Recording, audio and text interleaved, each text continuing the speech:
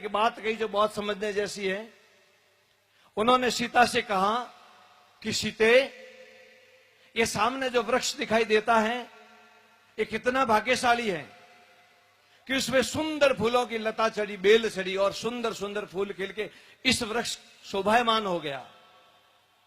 तो मां सीता उनका भगवान का इशारा समझ गई और सीता जी ने देखा कि भगवान राम मेरी प्रशंसा कर रहे हैं बेल के बहाने। भगवान राम ये कह रहे हैं बेल के बहाने मेरी प्रशंसा कर रहे हैं। तो सीता जी ने कहा कि प्रभु राम, ये बेल तो भाग्यशाली है ही, क्योंकि आपने कह दिया अपने मुखार बिंद से कि बेल भाग्यशाली है, इसलिए ये बेल भाग्यशाली है। लेकिन उससे भी ज्यादा ये जो वृक्ष है ये दोनों एक दूसरे से गूंथे हुए और एक दूसरे का परस्पर सहयोग करते हैं, इसलिए ये वृक्ष तो भाग्यशाली है ही, लेकिन साथ में ये बेल और भी भाग्यशाली है। तो सीता जी बेल का बखान कर रहे और रामचंद्र जी वृक्ष का बखान कर रहे थे। इतने में दोनों के बीच वार्तालाप हुआ और कौन भाग्यशाली ये तय नहीं हो पा रहा था। तो थोड़ी देर के बाद में जब लक्ष्मण जी आते हैं और लक्ष्मण जी से भगवान राम पूछते हैं कि लक्ष्मण, दोनों में भाग्यशाली कौन है? मैं कहता हूं कि वृक्ष भाग्यशाली है, इसको बेल का सहारा मिला, और सीता कहती है कि ये बेल भाग्यशाली है, उसको वृक्ष का आधार मिला। तो थोड़ी देर के बाद में लक्ष्मण जी ने भगवान की वंदना करते हुए कहा कि हे नाथ नारायण, हे दशरथ नंदन भगवान श्री राम, ये वृक्ष भाग्यशाली इसलिए है कि सुंदर फूलों की बेल इस पे चढ़ी, और बेल भाग्यशाली इसलिए है कि इस वृक्ष का आधार मिला। लेकिन हे प्रभु राम, सबसे भाग्यशाली तो वो है जो उसकी छाया में बैठा हुआ, उसकी चरण में बैठा हुआ है।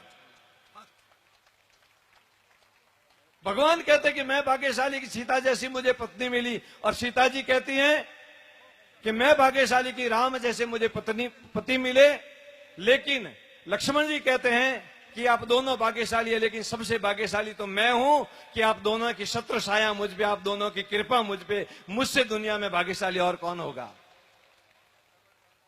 तो भाग्यनगर के निवासियों और बाहर से पधारे हुए सभी मेहमानों को, प्रिय राजपुर समाज बंधुओं को, और जितने भी अतिथिगण आए उन सभी को आज मैं यही कहना चाहूंगा कि संतों के सानिध्य में बैठना और हमारे ब्रह्म अंशावतारी खेताराम जी महाराज के प्राण प्रतिष्ठा महोत्सव में उपस्थित होना हमारे लिए बहुत ही सौभाग्य की बात है, बहुत ही गौरव की बात है।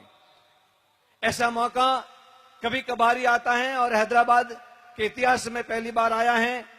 इस मौके को बहुत अच्छे ढंग से हम आनंद पूर्वक, उत्सव पूर्वक मनाएं, और मैं संतों को पुनः प्रणाम करता हूं। और ये जो आयोजन कमेटी है हैदराबाद वाले, उन सभी को, अध्यक्ष महोदय को, उनकी कोर कमेटी को, उनके सलाहकारों को, और जो पूर्व में अध्यक्ष हुए थे उनको, और भविष्य में होंगे उनको, सभी को मेरी ओर से खूब खूब ढेर सारी बधाई, अभिनंदन, और संतों के चरणों में निवेदन करते हुए, प्रणाम करते हुए, आपके उज्जवल भविष्य की मंगल कामना करते हुए आप सभी को पुनः धन्यवाद देता हूं। और विशेष करके जो ये कार्य कमेटी और जो कार्य बंधु कर रहे हैं, उन सभी को जो जी जान से कल से मैं देख रहा हूं बहुत ही अच्छी सेवा कर रहे हैं, उनके उज्जवल भविष्य के भगवान से मैं प्रार्थना करता हूं आप सुखी रहें, आप निरोगी रहें, और परस्पर सहयोग की भावना से ऐसे ही हमारे समाज का उत्थान और विकास करते रहें। इन्हीं शुभकामनाओं के साथ संतों के चरणों में प्रणाम करते हुए आप सभी को खूब ढेर सारी बधाइयां और धन्यवाद, और संतों को प्रणाम, बहुत बहुत धन्यवाद। जय श्री राम।